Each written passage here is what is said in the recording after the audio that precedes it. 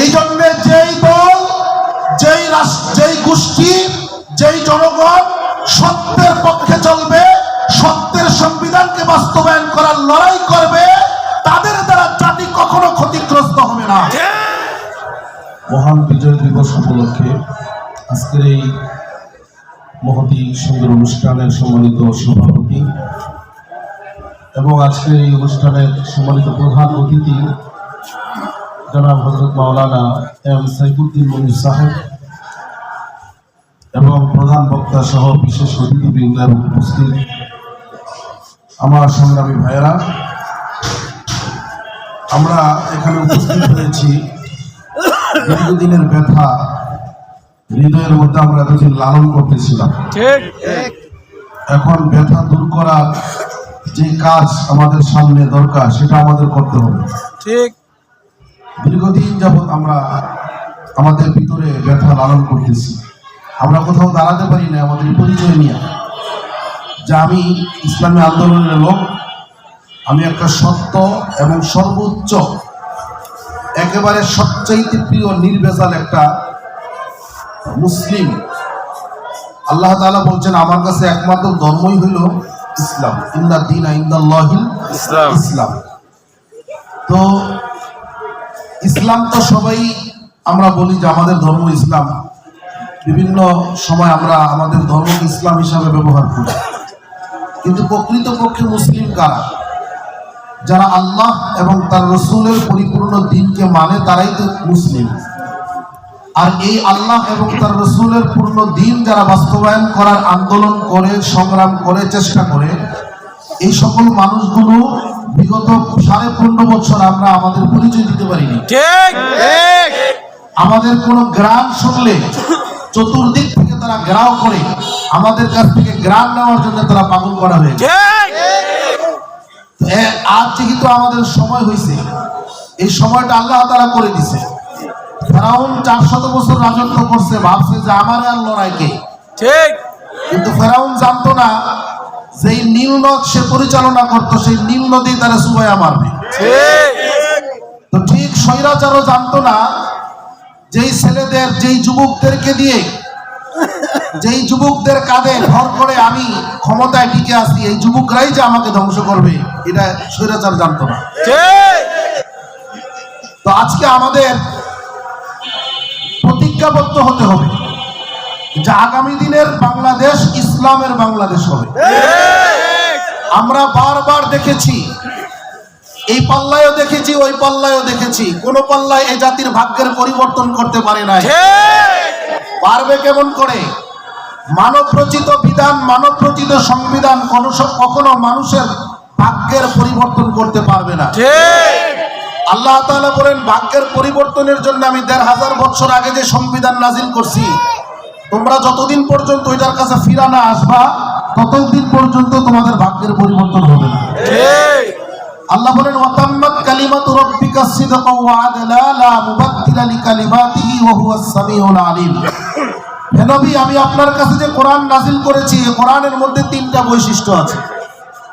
এর মধ্যে প্রথম নম্বরের বৈশিষ্ট্য হলো এই কোরআনের মধ্যে যত কথা আছে কোন কথার মধ্যে মিথ্যার লেশ মাত্রা নাই। সমস্ত কথাগুলো চূড়ান্ত পর্যায়ের সত্য কথা। তো যারা মানবে তারা সত্য কথা বলবে, যারা সত্য কথা বলবে এরা কলমের খোসা দিয়ে কোটি টাকা, এদেশের জনগণের 1000 কোটি টাকা লুট করতে পারবে না।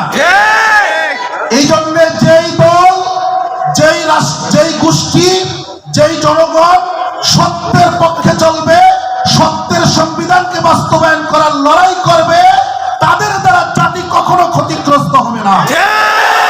বিশ্বাস না হয় একবার খালি সুযোগ দিয়ে দেখেন, ইনশাআল্লাহ কোরআনের সংবিধান জাতির সামনে এমন ভাবে উপস্থাপিত হবে, এই জাতি কখনো এই সংবিধানকে বাদ দিতে চাইবে না।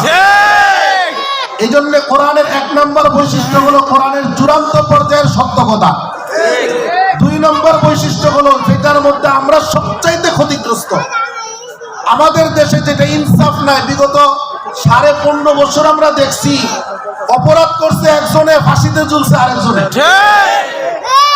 আল্লাহওয়ালা, তাহাজ্জুদ গুজার, অর্ধ শত বছর কোরআনের দাওয়াত দিয়ে গোটা বিশ্ব বিজয় করেছেন, গোটা বিশ্বে যিনি ইসলামের বিজয়ের পতাকা উড়িয়েছেন মানুষের হৃদয়ে, এমন একজন মানুষকে জেনা, ব্যভিচার, লুটতরাজের মামলা দিয়া তাকে নির্মমভাবে নির্যাতন করে মৃত্যুর দিকে ধাবিত করা হয়েছে। সর্বশেষ ইনজেকশন পুশ করে তাকে নির্মমভাবে হত্যা করা হয়েছে। এবং আমাদের নেতাদেরকে নির্মমভাবে বিনা অপরাধে তাদেরকে ফাঁসিতে ঝুলিয়েছিল। তারা ভেবেছিল ফাঁসির কথা বললেই তারা নমনীয় হবে। তারা জানে না, যারা কোরআনের কাছে আত্মসমর্পণ করেছে একমাত্র আল্লাহর কাছে ছাড়া পৃথিবীর কারো কাছে তারা মাথা নত করে না। এজন্য আমাদের নেতাদের কাছে আমরা শিখেছি, জীবন দিব তথাপি বাতিলের কাছে মাথা নত করব না। এই কোরআনের 2 নম্বর বৈশিষ্ট্য হলো, কোরআনের যত বিধি বিধান আছে, ফয়সালা আছে, জাস্টিস আছে, সমস্ত ফয়সালাগুলো ইনসাফ ভিত্তিক ফয়সালা। এজন্য একটা মেসেজ আমি দিতে চাই, যারা বিগত দিনে জুলুম করেছে, যদি ইসলামী রাষ্ট্র কায়েম হয়, কোরআনের সংবিধান বাস্তবায়ন হয়, এদের উপরে ইনসাফ করা হবে, এদের উপরে জুলুম করা হবে না। তোমরা যদি 10% অপরাধ করে থাকো, তোমাদেরকে কেউ 11% শাস্তি দিবে না, তোমরা 10% শাস্তি পাইবা। আর যদি তোমরা কোরআনের বিধানের পক্ষে কাজ না করো, মানব রচিত সংবিধান রচনা হয়, তোমরা অপরাধ যদি 10% করে থাকো, 100% শাস্তির জন্য অপেক্ষা করো। এজন্য সিদ্ধান্ত নাও তোমরা কোনটা করবা। 2 নম্বর বিধান কি? 2 নম্বর বৈশিষ্ট্য হলো, কোরআনের যত ফয়সালা আছে সমস্ত ফয়সালা হলো ইনসাফ ভিত্তিক ফয়সালা। এটা কতদিনের জন্য? কিয়ামত পর্যন্ত। কিয়ামত পর্যন্ত এই কোরআন পরিবর্তন, এই কোরআনের ফয়সালা হলো পরিপূর্ণ।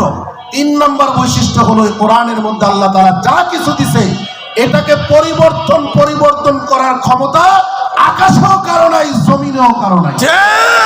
তাহলে কোরআনের বৈশিষ্ট্য কয়টা? 3টা। এই 3 বৈশিষ্ট্য যদি জমিনে বাস্তবায়ন হয়, ইনশাআল্লাহ আগামী দিন আমাদের হাত থেকে এই রাষ্ট্রকে ছিনিয়ে নেওয়ার ক্ষমতা কারো থাকছে।